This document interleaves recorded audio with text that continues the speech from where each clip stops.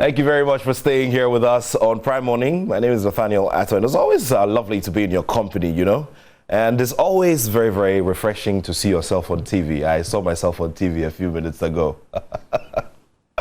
Yeah, we all get silly sometimes, don't we?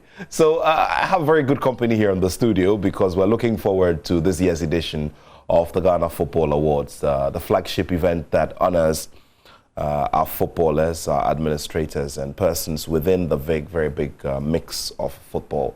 It sure is going to be the biggest gathering of stars here on July 2nd, and we've just got a few weeks to go.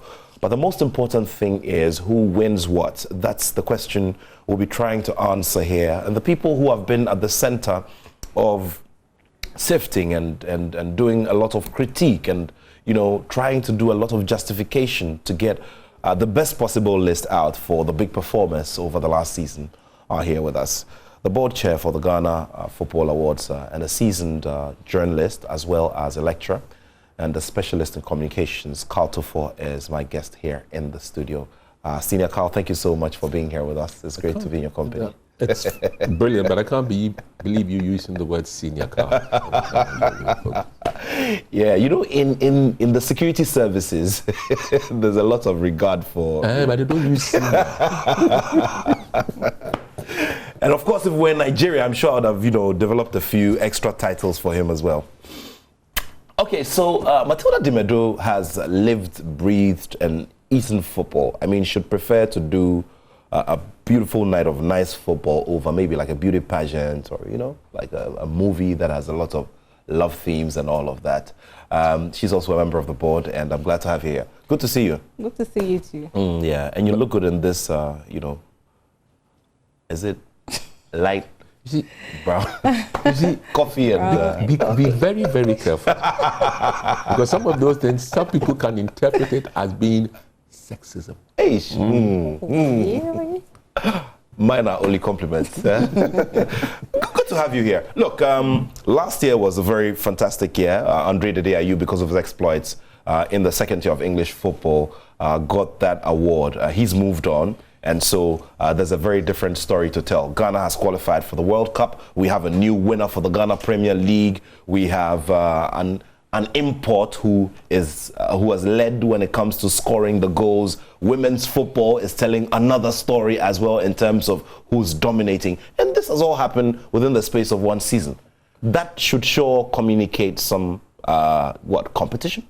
Well, it does, but the most difficult part of it is pruning it down. And as you know, human beings have their own views and opinions, and they can really be very divergent, extremely. And so, if you take a look at the panel, ex-footballers, ex-coach, journalist, ex-journalist, that's me, football administrator, you find out that sometimes it can be very noisy and very argumentative. And that reflects the country as a whole, that reflects the world in large. I have made up my mind that maybe I need to take a rest because it can be massive. I mean, debates, you know, you know it. You and I were in the Joy Sports newsroom and we know what pertains. So clearly, but that's the beauty of it, sitting there and listening to people and listening to different views on how it should be done, how it goes, is exactly what keeps us going. And before I even say any other thing else, I want to say thanks to the whole team that sit at a certain secluded corner somewhere, late at night, you're hungry, you want to be home, and then you're debating on giving Kwesi Amankwa an award instead of giving Carl Tufo an award. But yeah, it's all worth it. Matilda, tell me about, you know, what has hit you the most about women's football this season. I'm just fascinated about the fact that the dominance that we thought we were going to see from Hazakes was cut short after a season. I mean, we saw Hazakes ladies fly so high. You know, for once in a very, very long time, I saw, I mean, the whole of Ghana behind their television sets monitoring not the CAF Men's Champions League, but the CAF Women's Champions League, the maiden edition. And I thought it was wonderful. And now, the tables have turned. Well, thank you very much. You know, when it comes to women football, over the years, it has been a bit relegated in the background, and a lot of people do not really pay attention to it. But I can say for this season, or even from the season, the preceding season, a lot of things changed, especially when CAF muted the idea of bringing on board the Women's Champions League. And so because of that, all the ladies decided to put in their maximum effort so that they can get to the bigger stage for people to really pay attention. And I think Hazakah's ladies really did that very well in their inaugural participation in the inaugural competition. They went to Wafu, they were brilliant. By the help of this live stream and everything, a lot of people in Ghana were able to see what they were doing, and even when they went to the bigger stage, that is the real Champions League in Egypt, we saw them all over. And so it brought a change, let me put it that way. So all the other teams made up their mind that this is their time, they need to shine, they need to put in a lot of effort so that at the end of the day, they can also be seen. And I think that has really contributed to the turn of events for the season under review. Because if you look at how Ampem came in, after being knocked out 4 times, Hazakahs beat them 4 times on a row in the previous season. The First Ladies Cup, the League, the FA Cup, and even the Champions of Champions. So you could see they needed to do a certain changes, beef up their squad, and come back strongly this season. And they did. Apart from that effort too, from the administrative point of view, a lot changed. Betway came on board. They came to give the women's game a little bit of cushion in terms of finances, in terms of organizing seminars and the rest. So a lot have changed over the years. And then I can also do without mentioning Max TV, because they were giving us coverage. And a lot of people were now sitting at home and were being able to view the women's game. And I think that has contributed massively to the changes that we have seen so far this season, and also contributed to Ampem Darkoa halting Hazakah's ladies dominance. Well, big question though is, are we going to see Ampem Darkoa dominate, you know, within all of the categories that we'll be announcing? We're just about to get into our first set of announcements for categories for the Football Awards, and of course we're a big collaborator. That event will be live here on the Joy Prime channel. So here with me in studio, as I mentioned earlier, Carl Tofor is the chair of the board of the Ghana Football Awards, and Matilda Dimedo is a member. Well, let's now get into our first set of nominees for this year's Ghana Football Awards. Right.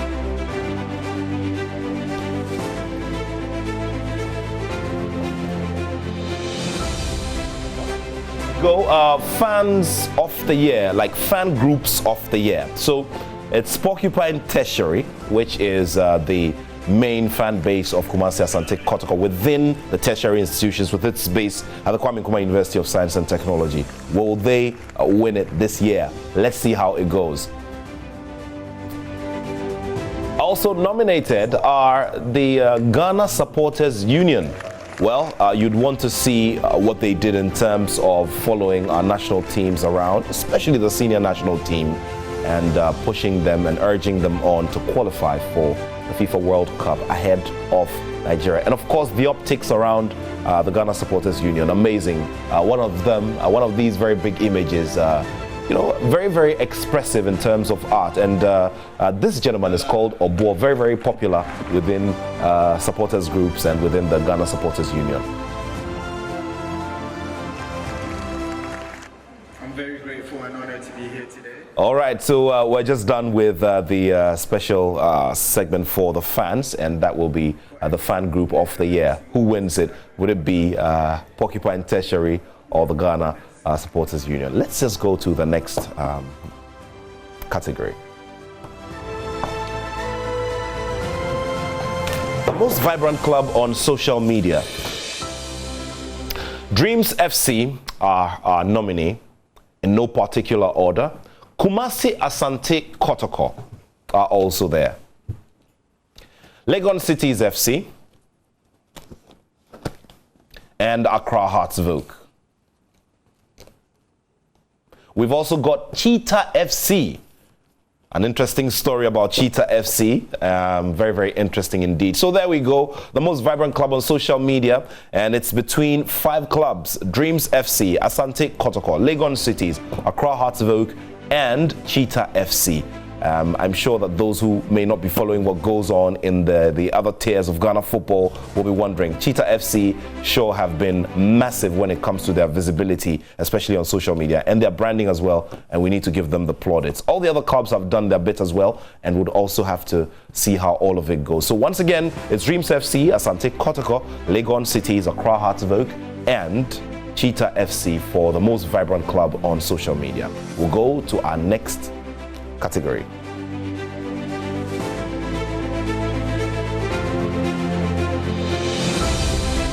So in a bit we will be getting down to the rest of them. And Matilda, interesting stuff there. Asante Kotoko, Dreams FC, Legon Cities, Accra Hearts of Oak, and Cheetah FC. Interestingly, last year it was Accra Great Olympics who won it. And you know, Great Olympics have just been amazing, especially when they have a big one over the bigger clubs. I mean, they're city rivals, Accra Hearts of Oak, Kumasi, Asante Kotoko, and the like. Yeah, of course. You know, when it comes to club with the social media bit, you know, most of these clubs have been trying. Look at Kumasi, Asante Kotoko over the year under review. Look at Accra Hearts of Oak, Dreams FC, and the new inclusion, which is Cheetah FC.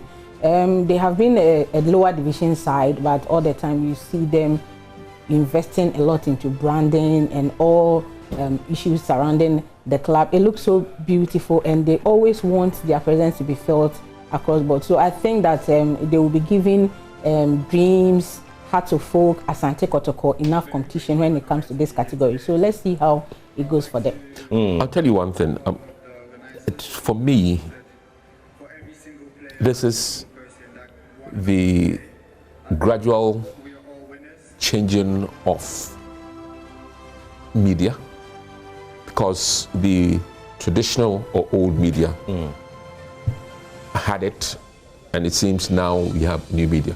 Now, last year, the reason why Great Olympics won, there's no doubt about it, it had a lot to do with Emmanuel Sentose, who is the comms director. Yeah. He's put in so much that the likes of Kotoko have had to respond. And so you have people like David Obinya from Kotoko. You have people like Kwame Juma Ajiman. But the Hearts, Kwame Juma Ajiman. And then, I'm saying this grudgingly because he's my younger brother, but he's irritating me. Lebi Opariado. Yes. Now, if you look at the age of those people, it belongs to the current generation who now delve more into new media than old media. And you know that with new media, you want news on the road. And it's amazing, some of those websites, some of those social media platforms, whatever you want to call them, amazing. And the vibrancy, believe you me, much as we are still a rural country, I'm sorry, if we're not, with the advent of satellite, there's no more need of having transmitter in rural. Social media, new media is going to swarm this. Give it maximum 5 years, we may find that traditional broadcasting will be under serious threat. Interesting stuff there, and interesting actuarial projections here by the board chair of the Ghana Football Awards. Still live here on this special edition of Prime Morning as we're bringing you the live announcement of categories and nominees for this year's awards. Who wins what? We'd just like to go straight to the Goal King of the season. And of course, that will be the most straightforward if you ask me. There we go, Frank Mbella Etuga from Cameroon, who sure has brought great moments for all of the fans of Kumasi Asante Kotoko, and of course drawn and grown loads and loads of admirers as well. Etuga, fantastic race, isn't it? Yeah, it's not over yet because we've got one more match day. Yes, sure. And there was is it Francano? Yao Ano. Yao Ano, thank you. That's the word I was looking for. Suddenly got a streak of goals. There's been a lot of outcry in light of what has emerged in terms of match fixing. And ironically, it's the same club, so people are beginning to wonder. But let's put that aside. This gentleman has really, really had a season to remember. I'm talking about Mbella. And the truth of the matter is that the mere fact that he was even called up by Cameroon, granted that he was ditched eventually, but he was called up by Cameroon to tell you something.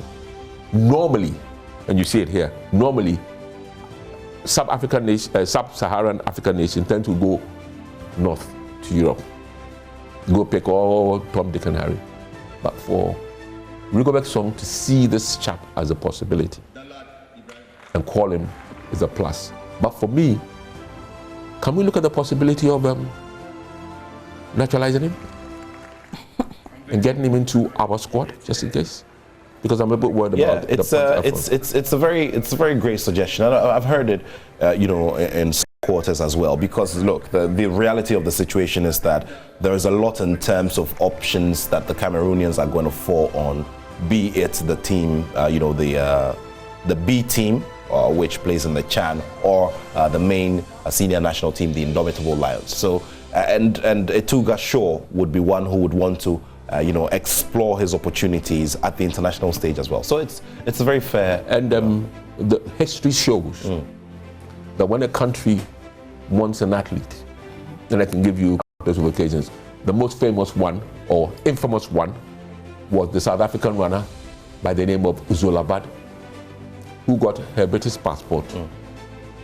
At that time, South Africa was banned from Olympic Games. And so the Brits wanted her to do the 3,000 meters at the 1984 Olympic Games. A record 3 weeks. The lady was staying in SA. She got the passport in 3 weeks because she was a British, whatever it is, 3 times removed. That means they went back to the granny, the great granny, and the great great granny, and they found out, the great great great granny came to South Africa for school, that sort of thing. So I'm looking at Mbella, I'm wondering, listen, he'll be disappointed. I hear Kotoko have got a psychologist to work with him because he's called and then he's ditched for Ekambi, he's ditched for Abubakar, and he's no more. It could have affected his confidence. It hasn't. He's still got the goals, and just maybe we could steal them. All right, so let's now get down to the Thumbs Up Award. Last year, it was won by the CEO and the founder of the Magdan Group, Dr. Daniel Macaulay, and this was because of the construction of the Magdan La Town Park, which has now become a main place for the staging of Women's Football League games within the zone, and also staging loads and loads of community football tournaments. Of course, it was a dirt pitch, and gradually the place was transformed totally and has been attracting very big numbers. Now we will be wondering who would pick up the Thumbs Up Award for this year and for what reason. Well, that's the reason why you'd have to follow this space, because there's a lot we're looking forward to. Now, one of the other awards I'll be looking forward to this year will be the Living Legend Award. There are so many people who have reached legendary status, so many ex-footballers who have reached legendary status in our society, and I'm just wondering who will pick up that award. Last year we had Asamoah Gyan pick up the Player of the Decade award, and it was just amazing. Of course, no arguments about that. He's been amazing over the last decade as well. So Thumbs Up Award and Living Legend Award, well, we're just looking forward to seeing who will pick up those awards. But very quickly, how tough was that, the conversations around the Living Legend Award especially? I wasn't at the last meeting. Yeah. I was there via Zoom, but I had to leave because I was somewhere else and whatnot. But the most difficult part of it is finding a legend who the current generation did not see, because the majority of members are within the current generation. So if, for instance, somebody gets up and says, Reverend, who is he? Even somebody my age, who is he? But I've gone and done research and found out that he was an absolutely phenomenal player in his time. And he played for the Black Stars in 65 and I think 68, winning the Nations Cup in 65. So you can see that if somebody is from that era, and then you've got the likes of Felix And they're going to be thinking, but sir, senior, who is this? Yeah. Yes. That's the point. And so those are the difficulties that you have to get in there. Fortunately, we have people of different age groups. If you take Alex Cote, he's from a particular age group. If you take Ahimfo, if you take Abuka, and if you take the Black Star players who are on the panel, or ex-Black Star players who are on the panel, they're from different eras. Abuka Damba was from the early 90s, late 80s to early 90s. Ahimfo was from the early to mid. Yeah, early to mid. And then Pencil, obviously, the noughties. So you can see exactly. So exactly. There's that range of people there. All right. Well, so more to look forward to. I would want to go to the next category as we look ahead to seeing who makes it for the 2022 Ghana Football Awards.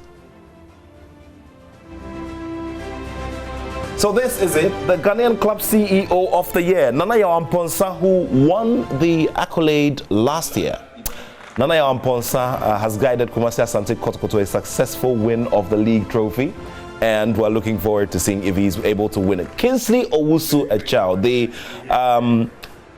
real estate giant who has invested a lot in football. Bichim United have told wonderful story so far, making their way and actually wanting to vie for the league title. Now, Samatex is essentially. He has also qualified to play in the Ghana Premier League, and moving from second-tier football into Ghana Premier League action is definitely a very interesting one. So this one is going to be very, very tough, isn't it? It is. I'm highly pissed. I'm highly pissed, but I'll let her talk. But I really am pissed because my person I thought should have been there was pushed out. Okay. Mr. Eloy Amadi Esquire of Karela. And the mere fact so he was going to get a second nomination if he had gone through. Well, for me, I thought that, but obviously it's one person, one vote.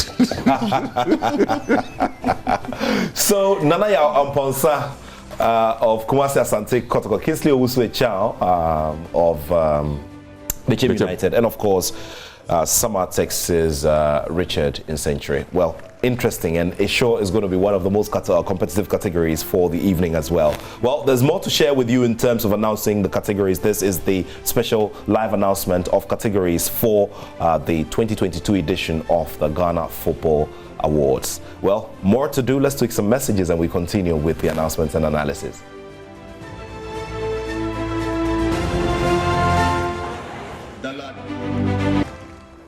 Well, when I was assessing my talents as a boy growing up, I didn't exactly see much of football. There was a point when I thought, okay, I could play in defense, but nah. I mean, when I got to St. Augustine's and I saw, you know, the honor roll, Michael Essien, you know, Matthew Amoah, I thought, okay, they're level 2. You know, the reason why I'm talking about this is a very nice trophy.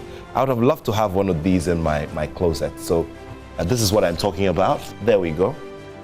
Wonderful trophy indeed.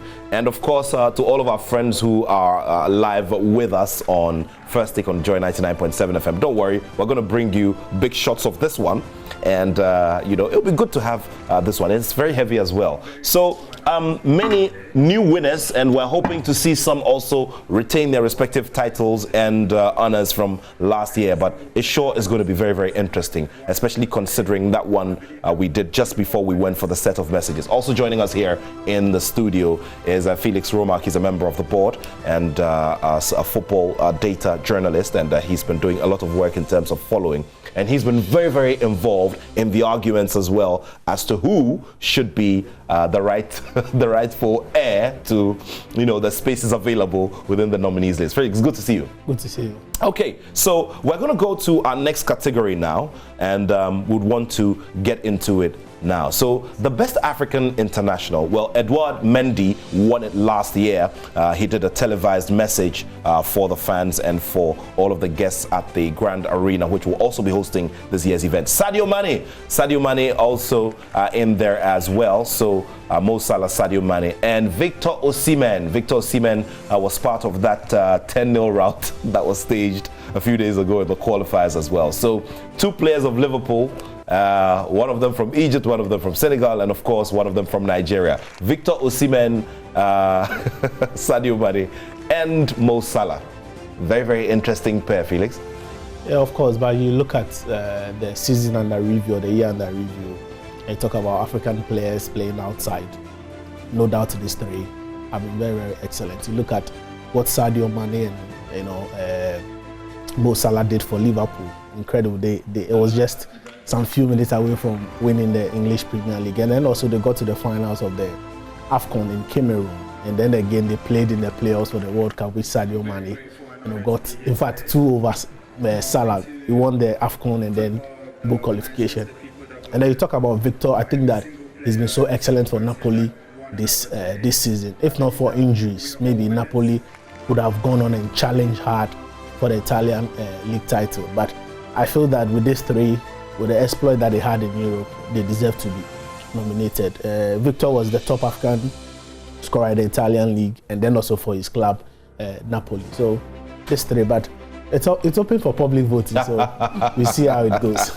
We'll get down to that conversation in a bit. So thank you very much for staying with us on Joy Prime and also on Joy 99.7 FM on this special edition of First Take. And of course, Mo Salah, Sadio Mane, Victor Osimhen making up the nominees for the best African internationals. Okay, so let's get down to the next category, and that will be the male team of the year. Okay, interesting turn of events, because the CEOs of these 3 clubs who've been nominated are the same who are vying for the CEO of the Year award. So Bechem United are in there, Kumasi Asante Kotoko in there, Samatex also in there. Well, yeah, Matilda, interesting, isn't it? Yeah, it's interesting. You look at the performance of these 3 teams and then their CEOs as well.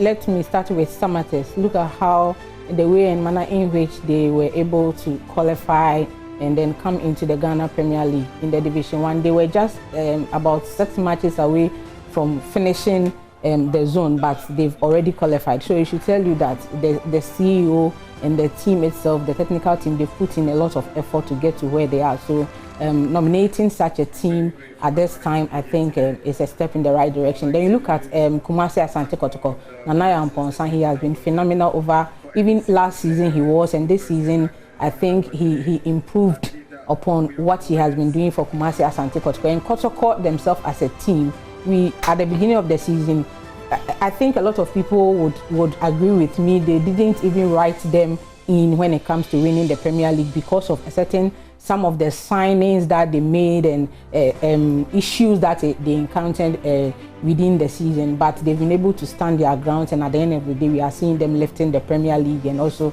their CEO performing so well. And then the very last one, which is Bechem United. You know, Bechem United's pedigree when it comes to the Ghana Premier League.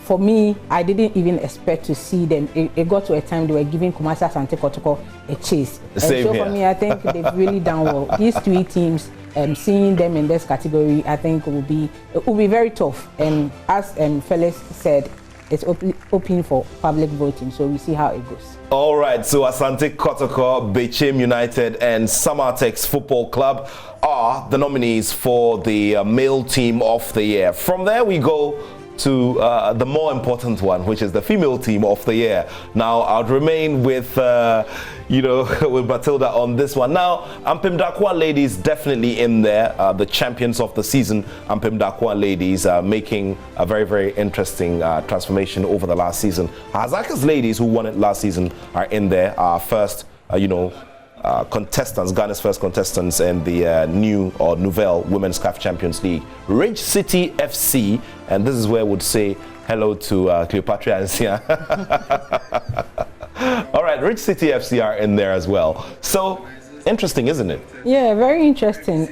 With Ridge City, I can confidently say when it comes to the lower tier, they are one team that are doing very well, especially with their social media, with staff, organization and everything. I think they are on point. And so seeing them in here is it doesn't really come as a surprise to me. Then you look at Ampem Darkwa. We've already spoken about their exploits for this season. And then Hazake's ladies, they were all over and a lot of people have been following them. So seeing these 3 teams in there, I think they deserve to be there. And then we see how the voting and everything goes for that. Okay, well, let's see how the voting goes as usual. We'll be sharing all of those details with you right here on this special nominee announcement for the Ghana Football Awards. Let's now throw the focus on the next category. Women's Footballer of the Year. Grace Asantua of Real Betis in Spain and the Black Queens. Also, Stella Nyameche of Dreams Ladies and Fabulous Ladies, Princess Owusu. All right, let's get down to that one as well. Well, with Grace Asantua, I think she's had a fantastic season with Real Betis in Spain. On, I think, 4 or 5 occasions, she's been voted the best player for her club. And then she's played almost all the matches for the team this season. Then we go to Stella Nyameche of Dreams Ladies. Dreams Ladies are newbies in the Women's Premier League. They just made an entrance into the Women's Premier League. And Stella Nyameche has been exceptional in midfield for them. She won a couple of awards and then scored a couple of goals for her side. Likewise, a certain Princess Owusu for Fabulous Ladies. Princess Owusu this season is the lead goal queen with 15 goals in the Women's Premier League. Considering her age, 16 years, giving us that number of goals and also winning a lot of the NASCO Player of the Match awards for her side, Fabulous Ladies, should tell you that we are in for a tough competition when it comes to choosing who becomes the Female Player of the Year. Well, from the players then would have to focus on the coaches as well. So who makes it into the nominee list for female, for Women's Team Coach of the Year, Women's Team Coach of the Year? Interestingly, it's 3 gentlemen. Where are the lady coaches? Big question. Now, Joe Nana Adakwa of Ampem Ladies, Coach Yusuf Basigi of Hazakas Ladies. Yusuf Basigi and his longevity and his consistency with Hazakas Ladies is phenomenal. We'd have to write a whole book about that one as well and ask him what's the fuel, where he draws that human fuel from to do that kind of work. Also, Ben Foucault is there, and so Fabulous Ladies. So there we go. This set. Well, with the 3 coaches, they've done well. Jonana Adakwa, as I said in the earlier submission, last season he was beaten 4 times by Yusuf Bazigi, and this season he decided to come in and come strong. He led his side to win the Women's FA Cup and win the Women's Premier League as well. He is an assistant coach at the national level, at the Black Maidens level. So it should tell you he's been putting in a lot of work. And then coming to Yusuf Bazigi. Yusuf Bazigi has been one person who has been with Hazakas Ladies for over 16 years.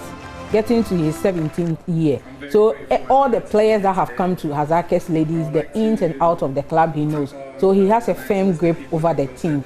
And then with Ben Foucault, even though he is not really at the club side, he is with the Black Princesses, that's the national under-20 side. They were able to qualify for the World Cup in Costa Rica. So seeing him there also should tell you that he's done a little bit of work with the ladies when it comes to the national side. So let's see which of these 3 comes top when it's time for the awards.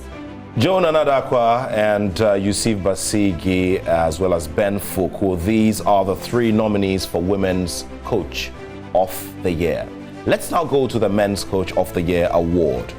Do remember that we're bringing you this special announcement here on Prime Morning and also on First Take on Joy 99.7 FM.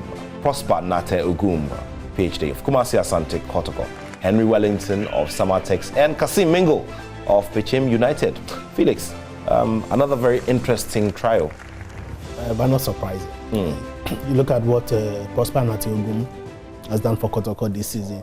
I don't think a lot of people gave him the chance, because you look at the players that are to come in, over 16 players, and quickly get them running and then going on to win the league. Last season, he was nominated but couldn't win it when he finished second with Wafa in the league. But this time around, he's been able to win that.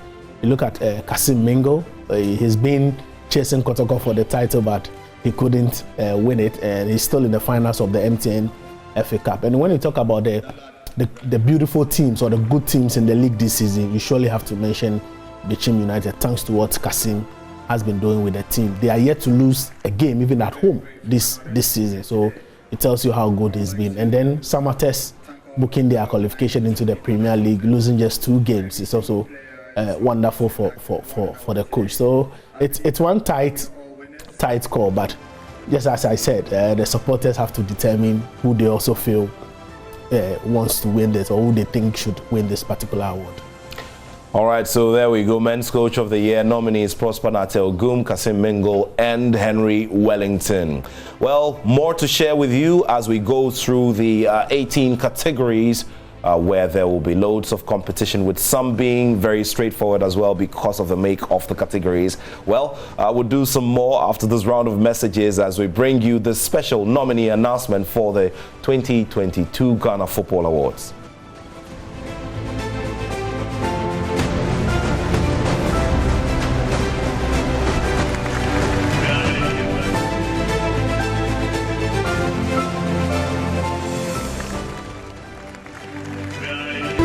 First of all, I'd like to thank my family.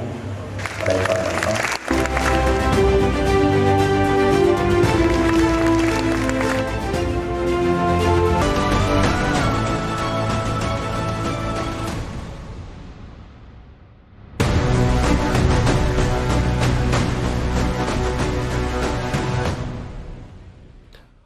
Right, so we're having loads and loads of, justifications here on the show as we look forward to the big day itself on Saturday, July 2 at the Grand Arena of the Accra International Conference Center here in Accra. It will be the convergence, the biggest convergence of stars away from any major football event that's played in a stadium or on the pitch. Well, it's time to throw the focus on the shot stoppers, the goalkeepers. Who will make it this year?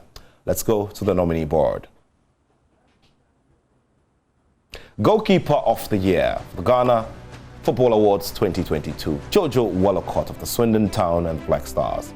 Also, Danlad Ibrahim of Asante Kotoko and Idrisu Abdullahi of Bechem United. Do remember that Felix Remark was making mention of how, Bechem United have made their home a fortress. And of course, one of the key determinant factors is this man, Idrisu Abdullahi. Okay, so Jojo Wallacott, given the opportunity at the Nations Cup, did what he could. Also, Danlad Ibrahim, that youngster, so much confidence in front of goals. And he's brought this aura, into that 18-yard box, which has to be commended greatly. And that's where I'll bring in Daniel Odro, who is an editor at Ghana Web and also a member of the Ghana Football Awards board. Daniel, good to see you. Good to have you. Yeah. And Daniel is also another unfortunately, Daniel is also another very wasted talent. He could have been a very good, number 7, but hey, he decided to do this. Daniel, the goalkeepers. Yeah, I'll start with Jojo Wallacott. He's a name when his name comes up during the board meetings, it divides opinion, especially because of where he plays his football. But when a player comes in and has a lot of doubt about his abilities and is able to prove everybody wrong, you've got to give him the credit for it. I remember when he came in, people said, why should Ghana be having their number 1 player in the lower tier of English football? But this guy came in and has managed to turn some of the doubters into believers. And you've got to give him that credit. He's done an amazing job. Even at the Nations Cup where the Black Stars performed well, he was one of the brightest spots, even in that disappointing campaign. And all of us can attest to what he did, especially in the World Cup playoffs against Nigeria, where even some of the players had to run to him in celebration after the final whistle. So it tells you how far he's come, even though he just reached the national team. And at club level, he's done his very best. I think he was named as player of the season at his club and one of the best players in that division. So it tells you what he's done. And also, you talk about Danlad Ibrahim, went on loan at King Faisal last season, returned to claim his spot this season, and he's managed to also help Asante Kotoko to win the title. And a very young player that you've got to give him credit for all that he's done. And then you talk about Bechem's coach, goalkeeper, and how amazing he has been this season. Well, let's now go to the youngsters, and this award category is named after a man who one time was the world's most valuable juvenile player. I'm talking about LAMPTEY, and that will be the LAMPTEY Future Star Award. Well, Felix Afenajan, the teenager from AS Roma who made his way into the Black Stars, told a very, very interesting story about transformation within football and within the space of 1 year. Princess Owusu clearly, definitely, has to be in here because of what she's been able to achieve in terms of the goals, and her age as well, relative to her age. Now, Clinton Dodu of Bichem United is also in there. Okay, three set. Yeah, it's one of the categories that I really like. It's a category where you have a mixture of both men and women competing for the award. And I remember in the first edition, I think Mukarama Abdullahi won that award as the future star, and then last year it was Kudus Mohammed, if my memory serves me right. So you see the mix of the ladies and the gentlemen winning it, and you see when you want to look into the future, you want to see the prospects that you have as a country. And Afenajan's transformation has been amazing. He's one of the very few players who's moved from Ghana right into Europe and hit the ground running. It's very, very rare to see a player move from the lower division. This guy played in Milo Championship only a few months ago, and only a few months later he's playing for Jose Mourinho, one of the best and established coaches in the world. And he talks very fondly about Afenajan. And then you talk about Princess Owusu and everything that she's done in the Women's Premier League. It deserves mentioning. And they are the future of this country in terms of our football. And so I see it as a very interesting race. I will see how the public will vote. Don't forget that it's the Club 100 that will vote for this category. The Club 100 is made up of captains and coaches of the various national teams, the Premier League, and then you have some stakeholders and some selected journalists who are going to vote in this category, and all the categories except two of the categories, which is the fun and then the goal of the year, which is public voting. Yeah. Interesting stuff there. Well, we're still bringing you the nominees, and of course the LAMPTEY Future Star nominees are Felix Afenajan, Princess Owusu, and Clinton Dodu, still here on Prime Morning on Joy Prime, and also on First Take on Joy 99.7 FM as we look forward to that very big night. Who is going to pick up the biggest award of the evening? And that is what we're coming to in a few moments. We'll go now to our next category. That will be the Foreign-Based Player of the Year. Very, very interesting set as well. This quartet is made up of Thomas Partey of Arsenal, Alexander Djiku of Strasbourg, Alexander Djiku tying the knot recently as well, Mohamed Salisu of Southampton, and Daniel Amate of Leicester City. Well, Felix, interesting quartet.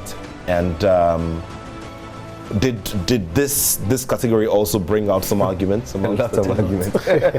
You look at the number of Ghanaians playing outside. You have to look everywhere, make sure that players that deserve to be in the category, has to. So it was one tiring job for the committee, because it has to take the committee to select the nominees for the board to pick their final list of nominees. So it was a lot of work, but you look at the statistics, because basically most of the work has to do with the start and the performance of the players. And you look at Thomas Partey, his goal was very influential in getting Ghana to the World Cup. Played almost 30 games for Arsenal this season. He would have gotten more if not for injury. You look at Daniel Amate. This for me has been his best season in Europe. Close to almost 36 games for Leicester, and he played all the qualifiers for Ghana in both the AFCON qualifiers and then the World Cup qualifier, which was 12 games within that period. So nobody can argue that Amate deserved to be in there. So it was a tiring one, but I think that this finalist deserved to be nominated for this category. The most controversial bit was Mohamed Salisu, and whether he was a Ghanaian or not.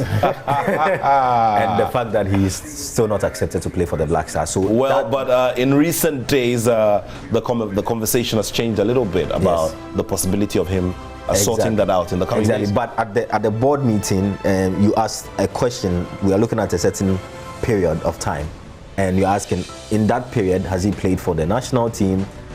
But the question again is, when you talk about the foreign-based football of the year, it focuses more on their club contribution than the national team contribution. So has Salisu played well at club level? And he plays in the English Premier League for Southampton, which is arguably one of the best leagues.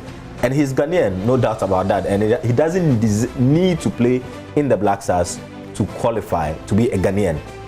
And he's Ghanaian. So that's one of the very controversial conversations we had at the board level. And even Jojo Walcott's name was also very controversial because of the tier in which he plays his football. Other names like Kofi Tre came up, and he had an amazing season, but you cannot accommodate every player in a short list. And so that's one of the difficult decisions we had to make as a team. All right, let's quickly take a look at the other ones, and that will be the home-based player of the year. Nominees for the home-based player of the year are Augustine Okra of Bechem United, Yao Ano of Ashanti Gold, and that will be Frank Ibela Etuga of Kumasi Asante Kotoko, as well as Imoro Ibrahim of Asante Kotoko. And Imoro Ibrahim won it last year, didn't he? No, last year was Salifu Ibrahim. Salifu Ibrahim, rather. Sorry. Yeah. And that didn't make Glassamaku happy because he thought he deserved it. Exactly. I thought it was a very close one between the two of them last year. Very close. Sure. But we need to make that distinction that the home-based footballer is inclusive of foreigners who play in the local league. But the Ghana Footballer of the Year does not include foreigners who play in the local league or foreigners. So again, the short list is reflective of the current season. Asante Kotoko has 2 nominees in Etuga and in Imoro Ibrahim. And then you've got Yao Ano and Augustine Okra, who recently got a call-up into the national team. So it's reflective of the performance or the performances of these players who have really, really done well. Many think it's a straight call between Etuga and maybe Yao Ano, but I'm sure that the voting may say otherwise. Okay, let's see if the voting says otherwise as well. And that will bring us to the biggest moment of the night. Last year, it was Andre Didiayu, captain of the Black Stars, who picked up the Footballer of the Year award. This obviously was because of the contribution in terms of play on the pitch, also the goals, and generally what he was able to do with his club. Contributions to country as well. Country, well, did not exactly go too well, but he was amazing and he was phenomenal. And of course, in terms of commitment, nobody can question his commitment, whether it's at club or at country level. So Andre Ayew won it last year. Who will win it this year? We can only answer after we've seen the set of nominees and gone through a certain period and landed on July 2. Let's go for the nominees now.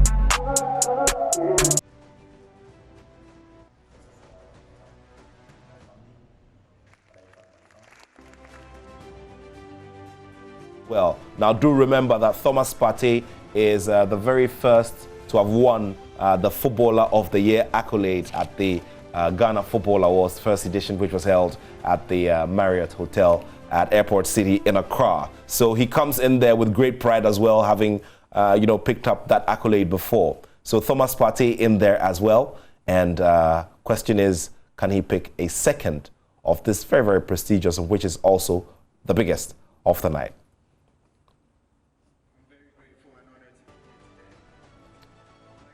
So Thomas Partey looking forward to a third, actually, because he's won it on 2 previous occasions as well. So there we go. Thomas Partey, Alexander Jiku, Daniel Amate, Jojo Wallacott, and Mohamed Salisu. I see the 2 of you staring at each other. Yes. So again, a lot of arguments about the final shortlist. In fact, this year we need to make an announcement that we expanded the shortlist to 5 because the ultimate category. So if you look into throughout the shortlist, it's the only category that has 5 shortlisted candidates. It tells you the sheer argument that went on, and even that there were, if you like, argument that others deserve to be in there, some local players deserve to be in there, but there's only so much you can do. But it's also reflective of the Foreign Footballer of the Year, or the Foreign-Based Footballer of the Year award category, which also has almost 4 of these 5 players in there. Very, very competitive category. Like you said, Thomas Partey won the first 2 editions back to back, and then Andrea, you won the last one we had at the conference center. So we'll see how this is going to pan out. I believe that all of them have distinguished themselves. If you look at the year under review, and the Club 100 will decide who will take out the award of the year. All right, just before we go on, Daniel, I want you to explain the technicalities, the dynamics of this particular category, and also which categories we need to vote on. It's very important for all those who are following us on this live presentation here on Joy Prime, and also on First Take on Joy 99.7 FM. Let's go over it again. Okay, so the Club 100 is the voting, if you like, club or team for the Ghana Football Awards. The Club 100, as I explained earlier, is made up of captains and coaches of all the national football teams. So you have the Black Stars, the Black Meteors, the Black Satellites, the Black Starlets, and then you have the women's national teams, the Black Queens, Princesses, Maidens, and also the 18 clubs now. You have 18 Premier League clubs. All the captains and the coaches of these teams are going to vote. And then you have a slot for the PFAG, which is the Footballers Association of Ghana. And then you have one other body, I think the Ghana Goalkeepers Association. Yes, the Goalkeepers Association of Ghana. And then I think the Retired Footballers Association of Ghana. And then you have the journalists also making up the Club 100. So we call them Club 100. They are going to vote for almost 15 of the categories. The categories that they do not vote on are the Thumbs Up Award, the Living Legend Award, the Most Vibrant Club on Social Media, and then the Goal of the Season. These are 4 awards that they do not vote. And of course, do remember that the Goal of the Season award will be there on the website, and that will be for you to view and make your own decisions as well. It will be on our social media platforms too. Great stuff there. So Ghana Football Awards, go check it out on all the social media handles, and also on the official website as well, as we look forward to that very big one. Final comments as we wrap this up. Let me begin with you, Felix. Well, so the main awards comes on the 2nd of July at the conference center.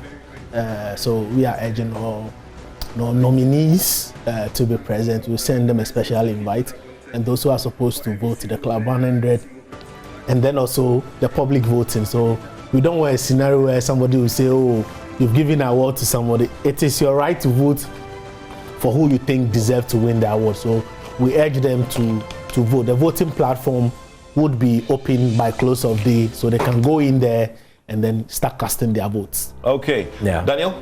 Okay, so my final comment will be that this year we're begging the invited guests to let us know if they are coming with the +1. Last year we had a difficult time trying to seat everybody. We had to go in for extra chairs to try and accommodate everybody because the numbers were too much. We know and appreciate the fact that this is the most prestigious awards in the country and everybody wants to attend, but we need to make provisions for that, and we don't want a case and a situation where we are unable to cater for the sheer volumes of numbers of people who are going to come, and also to encourage people to vote and believe that this is credible because we are in partnership with PricewaterhouseCoopers, who are the official, if you like, they are the ones who validate all the voting and ensure that this is free and fair.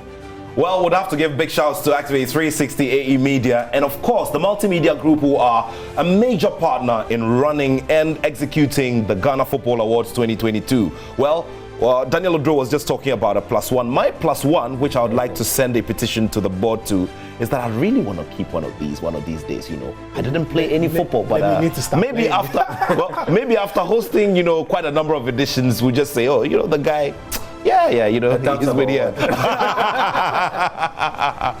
All right, Prime Morning continues right here, and I've spotted a legend in the arts and entertainment industry worldwide. He's going to be right here, and that's the reason why you have to be here with us. Thank you so much for watching, and, well, this has to go to someone else, right?